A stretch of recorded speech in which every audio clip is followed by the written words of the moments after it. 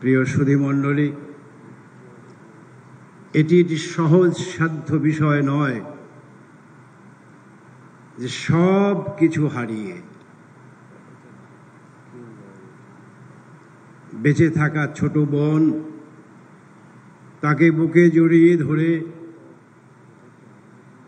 কখনো তিনি নিজেই সব কষ্টকে বুকে চাপা দিয়ে ছোট বোনের পাশে দাঁড়িয়েছেন বাবা হিসেবে, পাশে দাঁড়িয়েছেন কখনো মা হিসেবে, কখনো পাশে দাঁড়িয়েছেন ভাই হিসেবে। আমাদের সেই আস্থার ঠিকানা, আমাদের দাঁড়াবার জায়গা বঙ্গবন্ধু কন্যা শেখ হাসিনা আজকের এই অনুষ্ঠানের প্রধান অতিথি। আমি কিভাবে কৃতজ্ঞতা প্রকাশ করব জানি না, তবে আমি বোধহয় ভাগ্যবান যে আজকে আমাদের মাননীয় প্রধান অতিথি যখন বলেছিলাম যে আপনি মন্ত্রী করেছেন, মন্ত্রী হিসাবে একটা প্রথম সামারি পাঠিয়েছি, তো উনি বললেন যে সামারিটা আমার দেখে শুনে পাঠায়ো। তাই আমি বললাম না, ওরকম কিছু না, আপনাকে একটা দাওয়াতের সামারি। তো যাই হোক, তিনি সেই সদয় সম্মতি দিয়ে আজকে এখানে এসেছেন। এই প্রাণী সম্পদ মন্ত্রণালয় এবং ইমরান সাহেবের ভাষায় 55,000 খামারিদের এই দিবসটি হৃদয়ে গাঁথা থাকবে। তবে আমি ইমরান সাহেবের এই খামারিদের সংখ্যা একটা ভুল করেছেন, কারণ এইখানে আজকের প্রধান অতিথি তিনি নিজেও কিন্তু একজন খামারি। সুতরাং এই সংখ্যাটি যোগ করবেন। আপনারা দেখেছেন যে এটি আল্লাহর রহমত ছাড়া হতেই পারে না, এটা বঙ্গবন্ধুর হাত তার মাথার উপরে না থাকলে হতেই পারে না। দিন রাত দেশ মানুষ সব ভাবনার মধ্যেও কোনো ক্লান্তি তাকে স্পর্শ করতে পারে না। এরপরেও সুযোগ পেলেই সাত সকালে বড়শি হাতে ধরতে যান মাছ, তারপর হাঁস মুরগি নিজের হাতে সেই খাবার তাদের মুখে তুলে দেন। এবং এই হেন কোনো পণ্য নাই যে তিনি তার গণভবনের ওইখানে উৎপাদন না করেন। শস্য, মধু, তেল, সব কিছু।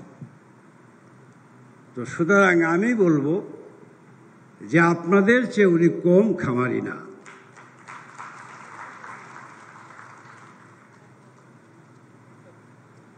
যাই হোক, আমি এই মন্ত্রণালয় সম্পর্কে আমার কিছুই বলার নাই, কারণ সচিব মহোদয় বলেছেন, আমাদের অ্যাসোসিয়েশনের দুই ভাই বলেছেন, বিস্তারিত বলেছেন। আমি শুধু একটা কথা বলতে চাই মাননীয় প্রধানমন্ত্রী, সেটি হলো আমার মাঝে মধ্যে সত্যি আমি ভাবি যে বঙ্গবন্ধু এই পাকিস্তান সৃষ্টির অব্যবহতি পরেই তিনি একটা স্বাধীন রাষ্ট্র গড়বেন, সেই রাষ্ট্রটি হবে বাংলাদেশ। আর সেই স্বপ্নের সাথে সাথেই আর একটা ভাবনা তিনি ভাবতেন যে আমি যেই বাংলাদেশ তৈরি করব, স্বাধীন করব, সেই বাংলাদেশকে আমি সোনার বাংলাদেশে কি করে রূপান্তরিত করব, পাশাপাশি সেই ভাবনাটিও তিনি করেছেন, এবং তা করেছেন বলেই কি করে মানুষকে খাবার দেবেন, কি করে রাস্তাঘাট, ব্রিজ, কালভার্ট, একটা ধ্বংসাবশেষ এই বাংলাদেশকে তিনি পুনর্জীবিত করেছেন এবং সেই বাংলাদেশকে পথ দেখিয়ে গেছেন। কিন্তু ৭৫ সালের ১৫ই আগস্টের বঙ্গবন্ধুর বুকের তাজা রক্ত, তাজা খুন, এই বাংলার পদ্মা, মেঘনা, যমুনার কালো পানি লালে লাল হয়ে গেছে। এবং সেদিন বঙ্গবন্ধুকেই শুধু নয়, পুরো বাংলাদেশটাকেই সেদিন ওরা হত্যা করেছিল। বাংলাদেশের মানচিত্রে ওরা ছুরিকাঘাত করেছিল। আর ১৯৮১ সালের ১৭ই মে সেই দুঃখের দরিয়া পাড়ি দিয়ে আজকের প্রধান অতিথি বঙ্গবন্ধু কন্যা শেখ হাসিনা এই দেশে এসেছিলেন বলেই আমাদের স্বাধীনতা আমরা নতুন করে ফেরত পেয়েছিলাম। বঙ্গবন্ধু কন্যা শেখ হাসিনা ফিরে এসেছিলেন বলেই অসাম্প্রদায়িক বাংলাদেশের বঙ্গবন্ধুর যেই আদর্শিক রাজনৈতিক দর্শন, তা আজকে তিনি বাস্তবায়ন করে যাচ্ছেন। প্রিয় সুধী মণ্ডলী, আর আমি একটা কথা বলবো যে আজকে ১০০ টাকা সুদ খেয়েও আমরা অনেকে নোবেল বিজয়ী হয়েছি। আর বঙ্গবন্ধু কন্যা শেখ হাসিনা, আমি ছোট্ট করে বলি যে করোনাকালীন সময়ে তিনি ৭০৩ কোটি টাকা এই খামারিদেরকে প্রণোদনা দিয়েছিল, এবং সেটি প্রান্তিক পর্যায়ে। এবং এটি আমাদের প্রিয় নেত্রী, আমাদের এই রাষ্ট্রনায়কের রাজনৈতিক অঙ্গীকার। করোনার সময় যখন বাবার লাশ ফেলে ছেলে দৌড়ে পালিয়েছে, তখন তিনি নির্দেশ দিয়েছেন তার ছাত্র সংগঠনকে, তার আওয়ামী লীগকে, তার এই সংগঠনকে, তোমরা যাও সেই লাশ তোমরা নিজেরা দাফন করো, এবং তা করেছে। আর তারই রাজনৈতিক অঙ্গীকার হিসেবে আজকে তিনি উপকরণ সহায়তা বাবদ ৪,২৪৩টি পরিবারের মাঝে ১০,৪৮০টি ছাগল, ২৯,৭৭৯টি সুফলভোগীর মাঝে ২,৭৮,৪৬৫ হাঁস এবং ২৮,৮৬৭টি সুফলভোগী মানুষের মধ্যে তিনি বিনা পয়সায় বিতরণ করেছেন। দুষ্টু চক্ররা, দুষ্টু লোকেরা এই সুদের টাকায় ভাড়া করে আনা নোবেল বিজয়ীদের প্রশংসায় পঞ্চমুখ হয়। আর এই বঙ্গবন্ধু কন্যা, এই প্রান্তিক জনগোষ্ঠী,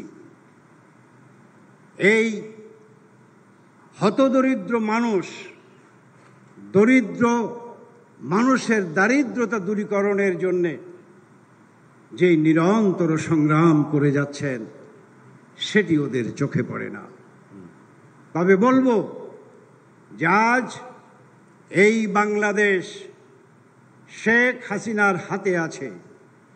এই বাংলাদেশ বঙ্গবন্ধুর আশীর্বাদ আছে, এবং এই বাংলাদেশ ইনশাআল্লাহ শেখ হাসিনার হাতেই থাকবে। এই জায়গা থেকে বাংলাদেশ চলে যাবে না। তাই আমি আল্লাহর দরবারে ফরিয়াদ করে বলি, আল্লাহ যেন তাকে সুদীর্ঘ হায়াত দান করেন। তিনি আমাদের মাঝে বহু বহু বছর বেঁচে থাকেন। আর সব শেষে আমি বলতে চাই যে এই যে খামারিরা এবং এই প্রাণী সম্পদ মৎস্য মন্ত্রণালয় তাদের একটা প্রাণের দাবি আপনার কাছে করেছেন। আপনি বহু মন্ত্রণালয়ের দিবস পালন করে থাকেন, সেটি ঘোষণাও দেন। এই মন্ত্রণালয়ের প্রাণী সম্পদের এই সেবা সপ্তাহের দিনটিকে আপনি ঘোষণা দিবেন, এই অনুরোধটুকু আমি আপনার কাছে করে যাচ্ছি। আর এই যে আমাদের দেশের গরুর খুরা রোগ হয় এবং একটি মোবাইল হাসপাতালের সমস্ত আয়োজন করেই এই ভেটেরিনারি ডাক্তাররা ছুটে যান ঘরে ঘরে, তারা এই সার্ভিসটাকে জরুরি সার্ভিস হিসেবে বিবেচনা করবার অনুরোধ আপনার কাছে করেছে। আপনি নিশ্চয়ই সেই ব্যাপারটি আপনার সদয় বিবেচনায় নেবেন। এই কথা বলে আপনাদের সকলকে আমি অভিনন্দন শুভেচ্ছা জানিয়ে আমার বক্তব্য আমি শেষ করছি। জয় বাংলা, জয় বঙ্গবন্ধু।